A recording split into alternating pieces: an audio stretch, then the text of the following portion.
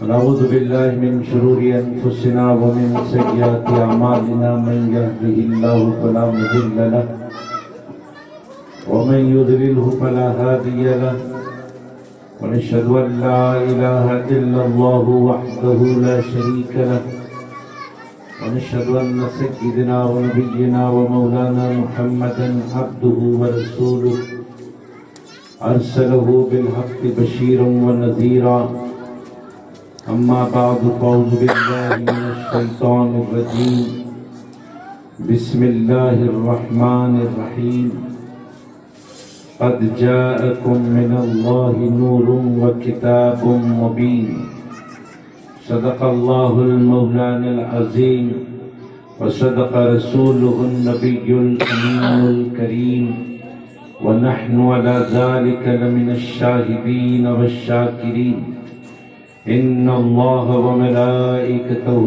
يصلون على النبي يا أيها الذين آمنوا صلوا عليه وسلموا تسليما اللهم صل على سيدنا شفيعنا ومولانا محمد وعلى آل سيدنا شفيعنا ومولانا محمد وبارك وسلم صلاة وسلام عليك يا رسول الله۔ اللہ تبارک و تعالیٰ کا فضل و کرم ہے کہ اس نے ہمیں آقائے نامدار مدنی تاجدار دو عالم کے مالک و مختار گلشن ہستی کی اولین فصل بہار سید عالم نور مجسم راحت آدم و بنی آدم سیدنا محمد مصطفیٰ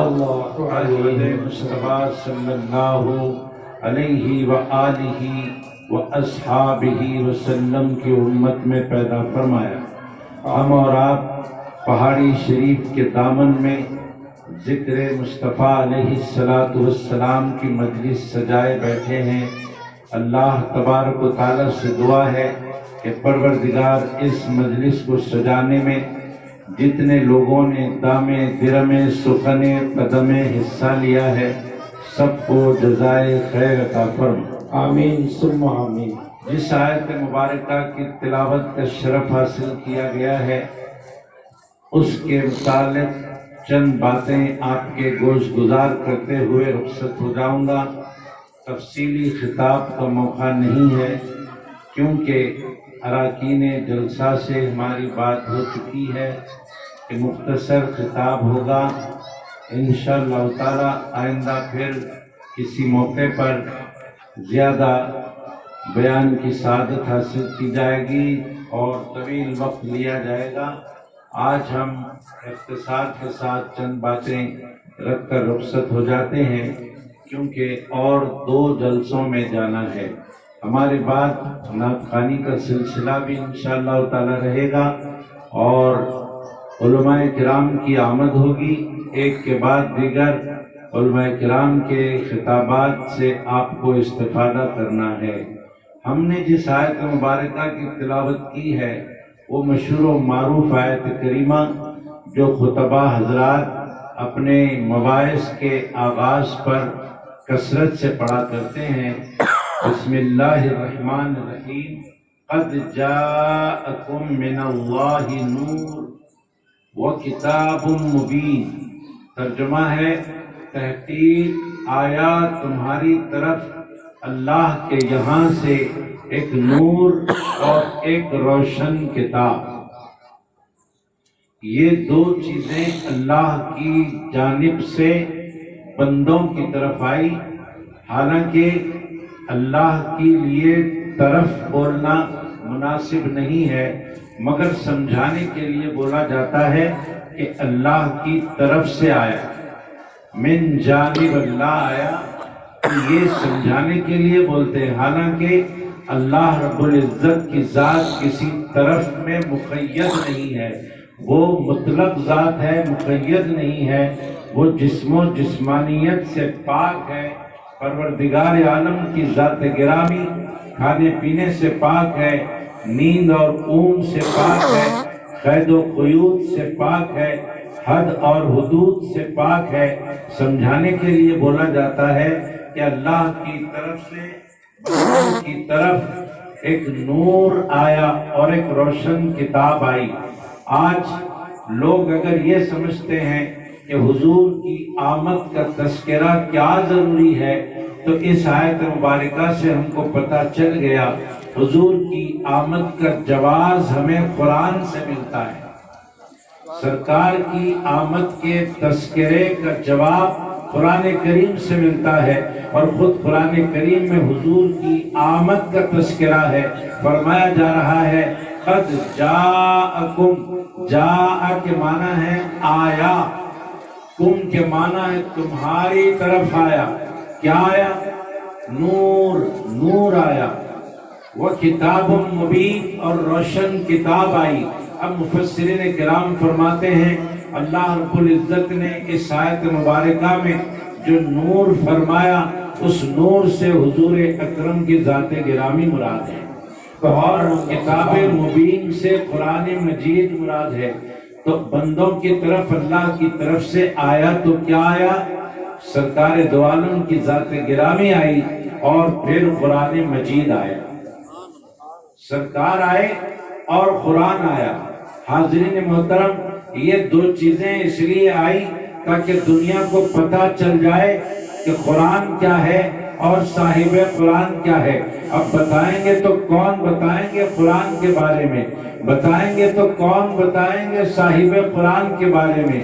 تو کہا گیا جب جب دنیا کو قرآن سمجھنا ہوگا تو چاہیے کہ صاحب قرآن سے سمجھے، اور جب جب صاحب قرآن کو سمجھنا ہوگا تو چاہیے کہ وہ قرآن سے سمجھے۔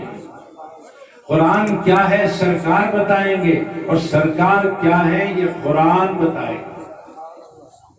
قرآن کو صاحب قرآن سے سمجھنا ہے، صاحب قرآن کو قرآن سے سمجھنا ہے۔ حاضرین، اب یہ میلاد کے جلسے اسی لیے منعقد کیے جاتے ہیں تاکہ ہمیں پتہ چلے کہ اللہ نے اتنا عظیم محبوب ہمارے درمیان بھیجا ہے، اتنا عظیم محبوب بھیجا ہے کہ وہ محبوب پاک علیہ الصلوۃ والسلام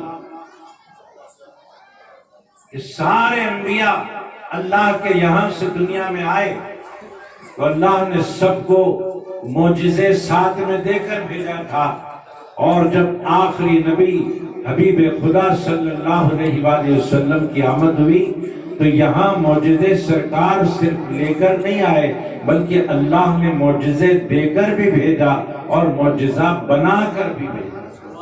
ہمارے نبی کو سرتاپا معجزہ بنا کر بھیجا۔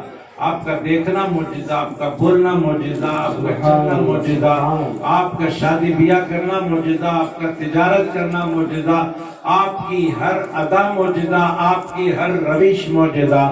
کہنے والے نے کہا ہر روش معجزہ، ہر ادا معجزہ، کل صفات حبیب خدا معجزہ، لے کے آئے تھے سب انبیاء معجزہ، بن کے آئے حبیب خدا معجزہ۔ سبحان اللہ، سبحان اللہ۔ سرکار کی آمد ہوئی معجزہ بن کر، سرکار کی آمد ہوئی کلمے کی دلیل بن کر۔ ہر پیغمبر آیا اور لا الہ الا اللہ کی دعوت دینے لگا۔ جب دنیا نے پوچھا کہ لا الہ الا اللہ کا دعویٰ تو تم کر رہے ہو لیکن اس کی دلیل تمہارے پاس کیا ہے؟ جب موسیٰ سے دلیل مانگی گئی، حضرت موسیٰ علیہ السلام نے اپنا عصا اور ید بیضا لوگوں کو دکھا دیا۔ حضرت عیسیٰ علیہ السلام سے جب دلیل مانگی گئی تو حضرت عیسیٰ علیہ السلام نے مردے کو زندہ کر کے دکھا دیا۔ جب لا الہ الا اللہ کا دعویٰ حضرت صالح علیہ السلام نے کیا، لوگوں نے دلیل مانگی تو انہوں نے معجزے کے طور پر اپنی اونٹنی پیش کر دی۔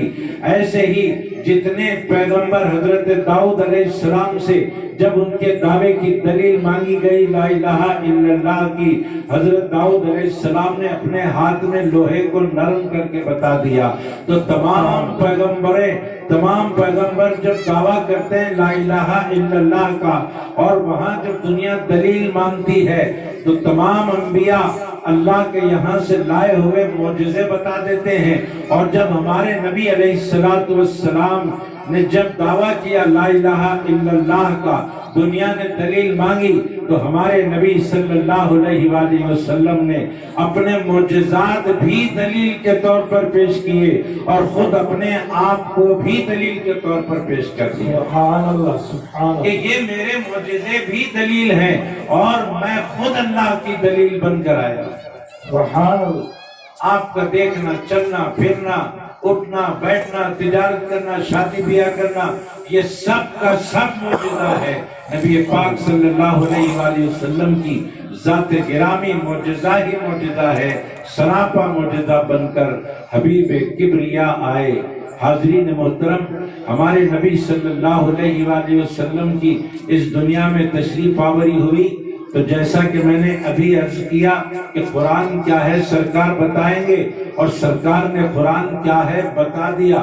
ارشاد فرمایا، لوگوں یہ وہ کتاب ہے جس کو سمجھنا بھی عبادت ہے، جس پر عمل کرنا بھی عبادت ہے، جس کو سننا بھی عبادت ہے، جس کو پڑھنا بھی عبادت ہے۔ اور اگر تمہارے پاس پڑھنے، سننے، سمجھنے اور عمل کرنے کے لیے وقت نہ ہو، جب عمل کرنے کا وقت آئے کرنا، جب تمہیں سمجھنے کا وقت آئے نشست سجا لینا، جب تمہیں سننے کا وقت آئے سننے کے لیے بیٹھ جانا، جب پڑھنے کا وقت آئے پڑھنے کے لیے بیٹھ جانا۔ یاد رکھو یہ وہ عظیم الشان کتاب ہے کہ اگر تم اس کو محبت سے دیکھ بھی لیتے ہو وہ بھی عبادت میں لکھا جاتا ہے۔ سبحان اللہ، وہ بھی عبادت میں لکھا جاتا ہے۔ تو جب تم اس کو محبت سے دیکھو گے تو یہی اس کتاب کو پڑھنے کا ذریعہ بن جائے گا، وہ پڑھنا تمہیں عمل کرنے کا ذریعہ بن جائے گا، وہ عمل کرنا تمہیں اللہ کی قربت کا ذریعہ بن جائے گا۔ یہ وہ عظیم الشان کتاب ہے کہ ایک حرف اس کا پڑھو گے تو تمہیں 10 نیکیاں ملیں گی۔ سرور کائنات صلی اللہ علیہ وآلہ وسلم نے ارشاد فرمایا، ایک حرف کا مطلب الف لام میم ایک حرف نہیں ہے، بلکہ الف ایک حرف ہے، لام ایک حرف ہے، میم ایک حرف ہے۔ اگر کوئی بندہ مومن اگر پڑھ لیتا ہے الف لام میم تو اس کو 3 حروف پڑھنے کا 30 نیکیاں مل جاتی ہیں، اور 30 نیکیاں وہ اپنے نامہ اعمال میں لکھوا لیتا ہے۔ تو ایک حرف پڑھنے پر 10 نیکیاں ملتی ہیں۔ اور اللہ کے نبی علیہ السلام نے قرآن کیا ہے بتا دیا۔ ارشاد فرمایا، وَنُنَزِّلُ مِنَ الْقُرْآنِ مَا هُوَ شِفَاءٌ وَرَحْمَةٌ لِّلْمُؤْمِنِينَ وَلَا يَزِيدُ الظَّالِمِينَ إِلَّا خَسَارًا۔ سرکار دو عالم علیہ الصلوۃ والتسلیم نے بتا دیا قرآن کیا ہے، تو بتاتے ہیں کہ یہ قرآن پاک جو نازل ہوا ہے یہ شفا بھی ہے، رحمت بھی ہے اس آدمی کے لیے جو اپنے دل میں اللہ رسول کی محبت لے کر پڑھتا ہے، اور اگر اپنے دل میں اللہ رسول کی عداوت لے کر پڑھے تو یہ قرآن اس کے لیے ہلاکت کا باعث ہو جاتا ہے۔ یضل بہ کثیرا ویہدی بہ کثیرا، یہ بروں کے لیے نقصان دہ ہے، اچھوں کے لیے یہ فائدہ مند ہے۔ اگر دل میں کھوٹ لے کر پڑھتا ہے کوئی اس کو خسارہ ہوتا ہے، دل میں الفت لے کر پڑھتا ہے، دل میں ہدایت کی طلب لے کر پڑھتا ہے، پروردگار عالم اسے نواز دیتا ہے۔ یہ قرآن پاک کا معاملہ۔ اور قرآن کریم کے بارے میں بہت ساری باتیں سرکار علیہ السلام نے فرمائی۔ اس کی جلالت کے بارے میں ارشاد فرمایا، لو انزلنا هذا القرآن على جبل لرأيته خاشعا متصدعا من خشیت اللہ۔ یہ کلام پاک کی جلالت کا یہ عالم ہے کہ اگر یہ کلام پاک کسی پہاڑ پر نازل کر دیا جاتا تو پہاڑ خشیت الہی سے ریزہ ریزہ ہو جاتا۔ اب یہاں سے ہم کو اندازہ لگانا ہوگا کہ اس کلام پاک کو سنبھالنا کتنے بڑی طاقت کی بات ہے۔ قرآن کہتا ہے کہ یہ پہاڑ پر نازل کیا جاتا تو پہاڑ اتنا طاقتور ہوتا ہے، اس کے باوجود اس کے نزول کی وجہ سے خشیت الہی سے وہ پارا پارا ہو جاتا، ریزہ ریزہ ہو جاتا۔ پروردگار عالم اس قرآن پاک کی جلالت کے ذریعے سرور کائنات علیہ السلام کی طاقت و قوت کے بارے میں ارشاد فرما رہا ہے۔ اللہ بتانا یہ چاہتا ہے کہ یہ قرآن اگر پہاڑ پر نازل کیا جاتا تو پہاڑ ٹکڑے ٹکڑے ہو جاتا، ریزہ ریزہ ہو جاتا، اور میں نے اپنے حبیب کے قلب اطہر پر اس کلام کو نازل کیا ہے، تو اللہ بتانا یہ چاہتا ہے کہ مصطفیٰ کے قلب مبارک کو کوئی معمولی یا کمزور نہ سمجھو، میرے محبوب کا قلب اطہر بڑے سے بڑے طاقتور پہاڑ سے بھی زیادہ طاقتور ہے۔ سبحان اللہ، کیونکہ جس کلام کو پہاڑ سنبھال نہ سکے، اس کلام کو میرے حبیب کے قلب اطہر نے سنبھال لیا۔ سبحان اللہ، سبحان اللہ۔ قرآن کریم سرور کائنات علیہ السلام کے بارے میں کہتا ہے، قرآن کہتا ہے وَمَا يُدْرِيكَ لَعَلَّهُ يَزَّكَّىٰ، وَمَا يُدْرِيكَ لَعَلَّهُ يَزَّكَّىٰ۔ دیکھیے ہمارے سرکار کی شان اللہ بیان فرما رہا ہے قرآن میں، قرآن کے ذریعے سرکار کی شان سمجھ میں آ رہی ہے۔ ایک صحابی آتے ہیں، ایسے وقت میں آتے ہیں سرکار کی بارگاہ میں، ان کا نام ہے حضرت عبداللہ ابن ام مکتوم رضی اللہ تعالیٰ عنہ۔ وہ نابینا تھے، سرکار کی بارگاہ میں آتے ہیں، ان کو دکھائی نہیں دے رہا تھا۔ وہاں کچھ ایسے لوگ بیٹھے ہوئے تھے جو کافروں کے سردار تھے، اور سرکار انہیں دین کی باتیں بتا رہے تھے، دین اسلام کی طرف بلا رہے تھے، اس امید پر بلا رہے تھے کہ اگر میں ان بڑے بڑے مکے کے سرداروں کو دین کی دعوت دے دوں گا، اگر یہ مسلمان ہو جائیں گے تو ان سے ملنے جلنے والے، ان سے تعلق رکھنے والے سارے کے سارے لوگ مسلمان ہو جائیں گے، اور مسلمانوں کی تعداد میں ایک بڑا اضافہ ہو جائے گا۔ یہ سمجھ کر سرکار علیہ السلام ان لوگوں کے سامنے دین کی باتیں بتا رہے تھے اور اسلام کی حقانیت کا درس دے رہے تھے۔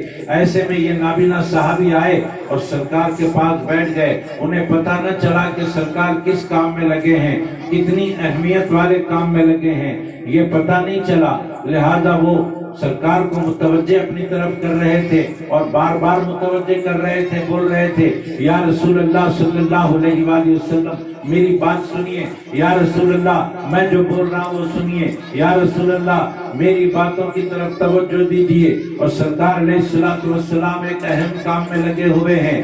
سرکار علیہ السلام نے وہ صحابی کی طرف توجہ نہیں فرمائی، وہ صحابی کی طرف توجہ نہیں فرمائی۔ کیوں؟